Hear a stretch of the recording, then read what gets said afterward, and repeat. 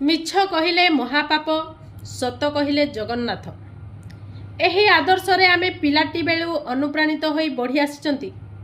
କିନ୍ତୁ ଜୀବନରେ ବେଳେବେଳେ ଏମିତି ଅନେକ ସିଚୁଏସନ୍ ଆସେ ଯେଉଁଠି ଆମେ ମିଛ କହିବା ପାଇଁ ବାଧ୍ୟ ହୁଅନ୍ତି ଏବଂ ମିଛ କୁହନ୍ତି ମଧ୍ୟ।